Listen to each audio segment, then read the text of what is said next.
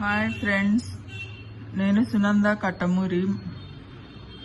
నేను ఇప్పుడు గుంటూరు కారం పొడి చేయబోతున్నాను. దానికోసము 1/2 kg ఎండుమిరపకాయలు తొడిమలు తీసుకొని పెట్టుకోవాలి. వీలైతే కొంచెం 1 గంట ఎండలో పెట్టుకుంటే మంచిది మిరపకాయల్ని. 1 కట్ట కరివేపాకు, 2 పెద్ద నిమ్మకాయలంత చింతపండు, 2 వెల్లుల్లి తీసుకోవాలి.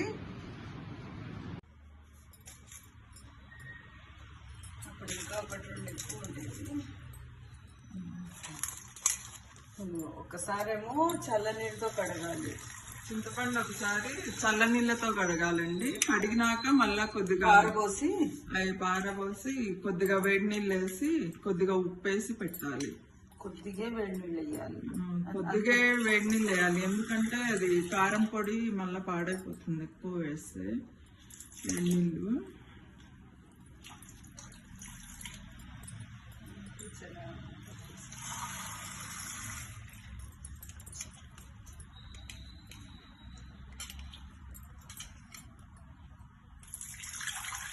సార్లు కడుగుతాను.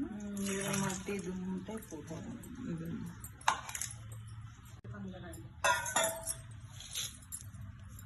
ఇది కొంచెం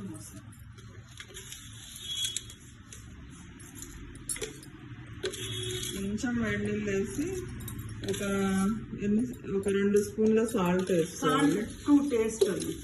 సాల్ట్ టు టేస్ట్ అంటే కొంచెం ఎక్కువ తక్కువ టేస్ట్ ప్రకారం. 2.5 స్పూన్ అట్లా సాల్ట్ వేసుకోవాలి.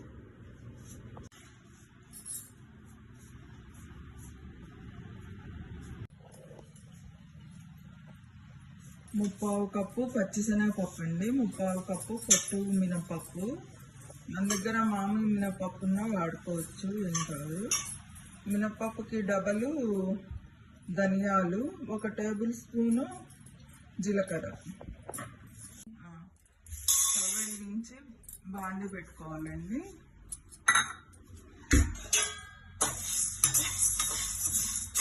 శనగపప్పు మినపప్పు అన్నీ విడిగా వేయించుకోవాలి. నూనె లేకుండా విడిగా వేయించుకోవాలి.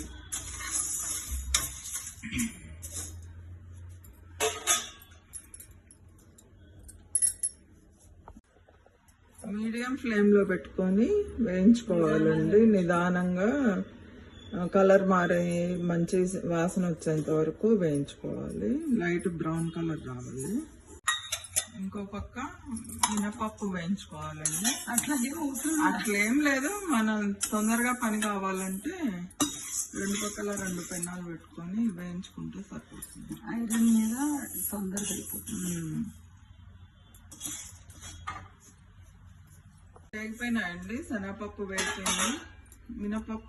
మినపప్పు టైం పడుతుంది కొంచెం కాబట్టి. ఇది ధనియాలు కూడా వేయించుకోవాలండి.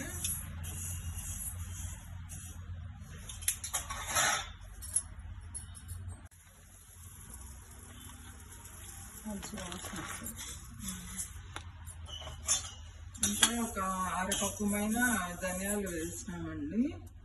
అవి తక్కువ అనిపించి ఇంకా 1/2 కప్పు వేసినాము. మినపప్పు వేగిపోయిందండి. మిరపకాయలు వేసినప్పుడు నూనెలో వేయించాలి. మిరపకాయలు వేసినప్పుడు నూనెలో వేయించాలండి. మిరపకాయలు వేసి పైన నూనె వేసి వేయించుకోవాలి. ధనియాలు ఇంకా వేగుతున్నాయి.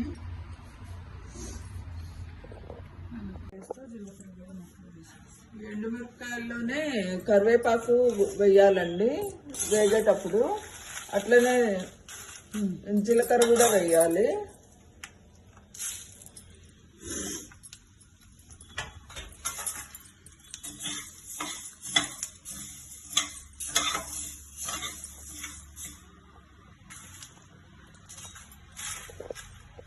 అన్నీ ఒక్కొక్కటి వేయించుకుంటూ ఒక పరాత పళ్ళంలో వేసుకుంటూ పోవాలి. అన్ని కలిపేయాలి. అన్నీ కలిపేసి చింతపండు వెల్లుల్లి వేసి మిక్సీకి వేయాలి. అన్నీ కలిపి కొంచెం పసుపు కూడా వేయాలండి మిక్సీకి వేసినప్పుడు.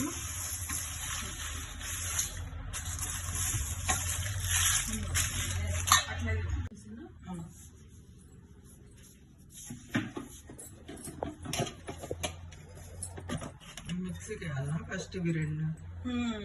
అదే విత్తనం మనకు కనిపించట్లేదు కదా. అంతా మిక్సీకి వేసి కింద అడుగు నుంచి బ్యాళ్ళతో సహా కొన్ని కొన్ని తీసుకొని మిక్సీకి వేసుకోవాలి. ఫస్ట్ చింతపండు వెల్లుల్లి మిక్సీలో రుబ్బి మళ్ళీ ఎండుమిరపకాయలు వేసుకొని రుబ్బుకోవాలి. ఇలా నాలుగు సార్లన్నా పడుతుందండి మిక్సీకి వేసుకునేదానికి. ఫస్ట్ సారి చింతపండు వెల్లుల్లి వేసినప్పుడు ముద్దలాగా వస్తుందండి. ఇంకా మళ్ళీ మిరపకాయల పొడి అంతా కలిపే కొద్దీ మామూలు పొడిలాగా అవుతుంది. ఇది మామూలుగా ఊర్లలో అయితే పిండి మిషన్లో కూడా వేయించుకోవచ్చు అండి, అంతా ఒకటేసారి పడుతుంది. ఇది కొంచెం బరగగా మిక్సీకి వేసుకోవాలి, అంత మెత్తగా వేసుకోకూడదు. 1/2 కేజీ ఎండుమిరపకాయలకి ఇంత పౌడర్ అయిందండి. మీకు అంత అవసరం లేదనిపిస్తే దాంట్లో సగం చేసుకోవచ్చు. ఇది ఇడ్లీలోకి కారపొడి, అన్నంలో కూడా వేడివేడి అన్నంలో నెయ్యి వేసుకొని తిన్నా చాలా బాగుంటుంది. ఇది సగం ఎందుకు వేసినామంటే అది స్మెల్ పోతుందని. అయిపోయినాక మళ్ళా చిన్న బాటిల్లోకి వేసుకుంటే సరిపోతుంది. ఇలా కారం పొడిలోకి నెయ్యి వేసుకొని తినాలండి, చాలా బాగుంటుంది. దోశలోకి కానీ దోశ పైన చల్లుకున్నా బాగుంటుంది, వేడివేడి అన్నంలో నెయ్యి వేసుకొని తిన్నా బాగుంటుంది. మీకు ఇంకా కారంగా కావాలంటే సన్నగా